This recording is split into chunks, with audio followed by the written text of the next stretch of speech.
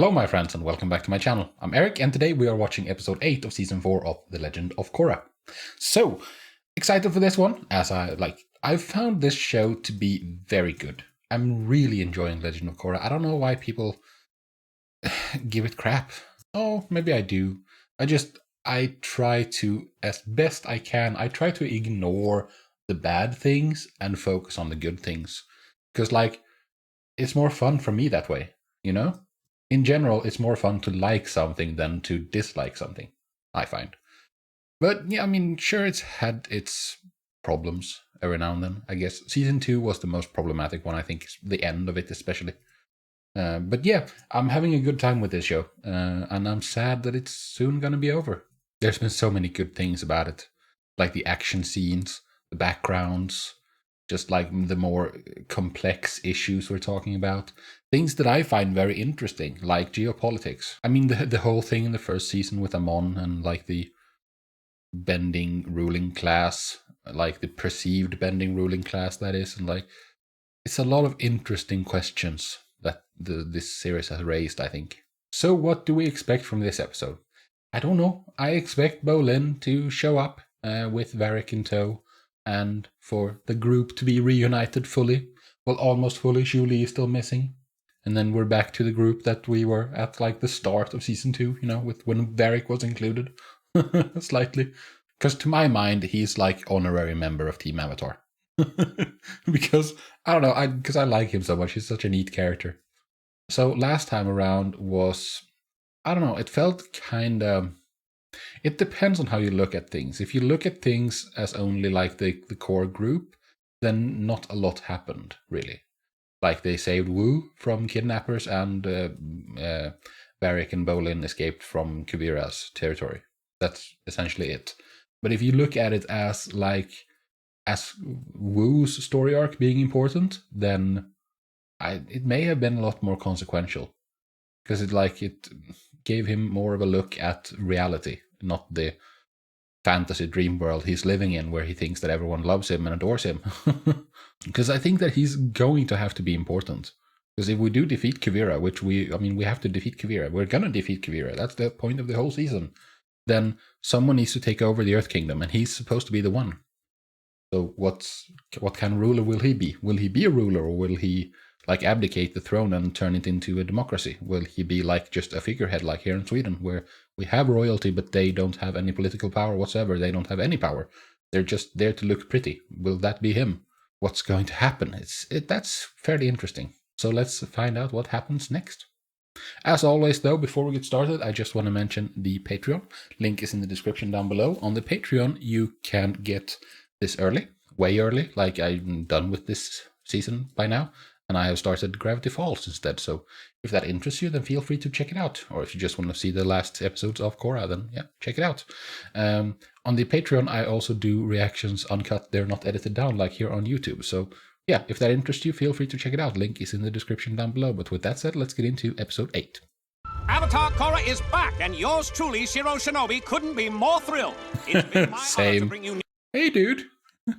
Who can forget Oman and his equalist revolution? I still have nightmares. Then there was that time I covered the... This is different. Sit back, relax, and take a trip down memory lane. Oh. Okay. You know, yeah, sure. There's something about being kidnapped that makes a guy realize he needs to get his act together. Thank you, dude. Yeah, it really does. Ah! I wasn't ready! Wu down! What's going on? My goodness, such a wimp. How dare you injure the prince? Don't coddle him. He needs... And maybe some of those sticky dumplings, too? Look at you. You're so weak. Stop enabling him. I wasn't raised by a pack of tops in the woods. You don't know anything about me, do you? Yeah, I'm drawing a blank. Why is that? Because you do I don't not know stuff. Because you don't care about anyone besides yourself. What's your favorite color? Is there a special lady in your life? Not since Korra and I broke up. What? Bolin and I grew up dirt poor. So once I became a pro bender... So we're taking a trip down memory lane, huh? So this is going to be fairly passive on my part, I think, because we've already talked about all of this. I felt like Korra and I had a powerful connection. So then you smooched her real good, huh? Not exactly. And no, it was very awkward. Then this happened. And he found someone more appropriate to focus his affections on. I mean, I was Yeah, that's one heck of an entrance. Run me over anytime you want, lady. Look, I really like you, and I think we were meant for each other. That was awkward. Get out of here! Naughty Mako. You take after your grandfather. Guys, Grandma... Oh, really? Everything wasn't so cut and dry. I'm glad you're here. Oof, I bet Asami wasn't too happy about that. No. I've noticed how you treat Korra. Considering everything else she lost, it was extra rough for Asami. Yes, that was a breakup. Didn't sound like a breakup. It was mutual. We had an understanding. We both knew... Can I just get on with the rest of my story or what? No, there needs to be tons of interruptions.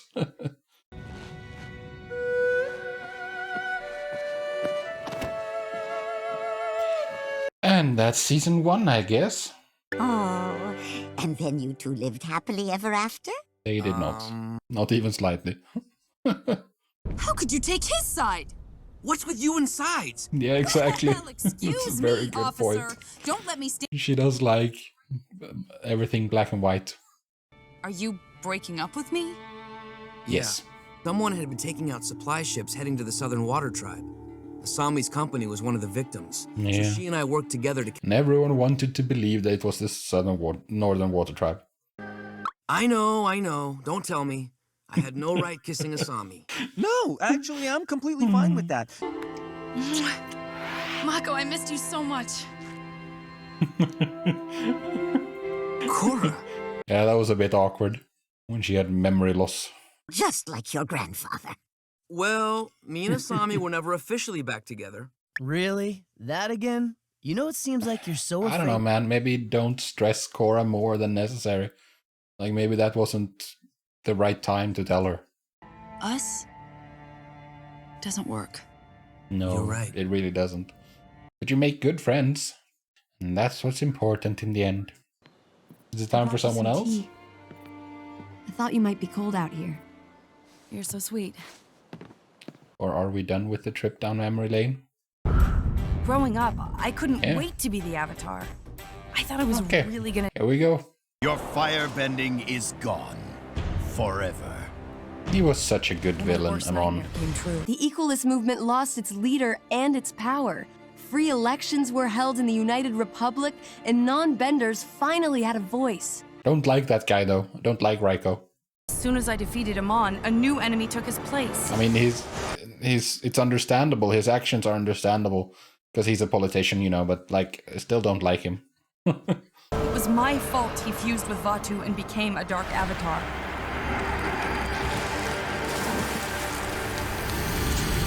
Yeah, but you triumphed in the end, so... With Rava gone, Unalaq and Vatu became more powerful than ever. You became more powerful too. I mean, you turned into a giant spirit. Yeah, what was that about? You brought back the airbenders and caused a positive shift in the world. Yes, but Zahir got airbending too and nearly killed me. There was that. If it weren't for Zahir, the Earth Queen would still be alive. There would have been no crisis in the Earth Kingdom, and Kuvira wouldn't... There would still have been a crisis. Abject poverty would have been the crisis. It's true, there will always be new conflicts and enemies to face. But the important thing is to learn from your enemies and better yourself over time. You've matured into a thoughtful young woman who puts the needs of others before herself. The new Air Nation is a... Yeah, you're right. No matter how crazy things get, I'll always try to restore balance. Yes. Who's next? I've spent the last few hours tuning out all these incredibly boring stories. Hey! All the while mentally composing the most exciting tale ever told. The incredible true story of Bolin, hero of the world! That is an interesting story. A wise sage, the richest merchant in the world, and a handsome devil all sit on a single pillow in the living room of a luxury yacht. How do they all fit on one pillow? Because they're one person. In walks Nuktuk, with a twinkle in his eye, a gorgeous dame on his arm, and a song on his lips. He bursts into a rapturous melody. Oh, the poetry. If you want to tell my true story, you should start from when I met Korra. She came to the Aw, bending arena. but Varric has such flair. Boring. When does the singing start? There wasn't any singing. Yes, boo. Korra out of the way, the time is right to try to take out Bolin. So, the worst of the worst, team up! A flying chaotic chaos machine. He's joined by Vatu, the ultimate force of pure spirit evil in the universe. That would be a scary combination. How would that even happen? How do you think? Hello. Hey, it's a here. Very funny. Like I can leave this stupid tree. This is awesome. Conference in Amon, the reanimated zombie body of the bloodbender. It's got better. My God.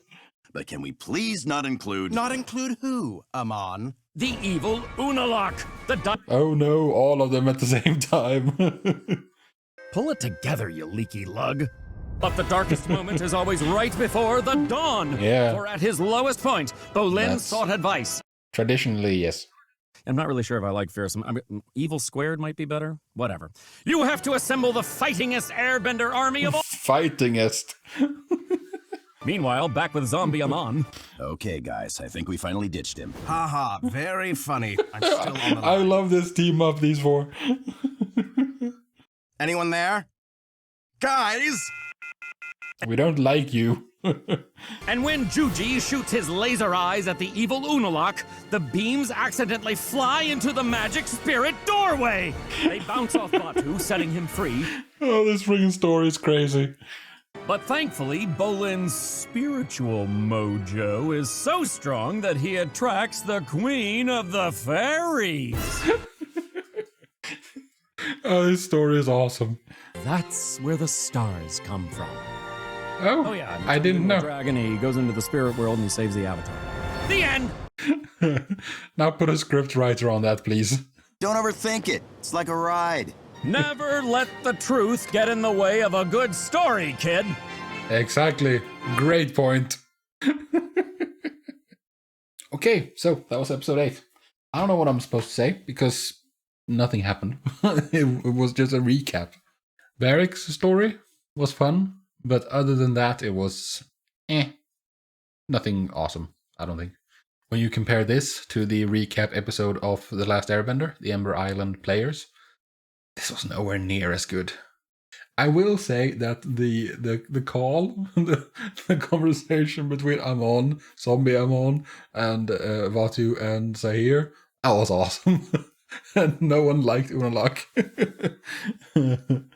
I think they're being fairly meta with that as well. That like the fan base didn't like Unalak, and like they think that season 2 was a bit messy, you know? Like I think that's a commentary on that as well. Because as I've seen in the comments, Unalak is not a fan favorite. So I haven't missed that. Yeah, I don't think I really have anything more to add. I mean, it was a recap episode. And it wasn't a stellar recap episode. They didn't do enough with it, I don't think. Maybe they had a reason. Maybe they had a reason to do this. Yeah, I'm done for today. I thank you very much for joining me. I hope to see you in the next video, but until then, do take care of yourselves and peace out.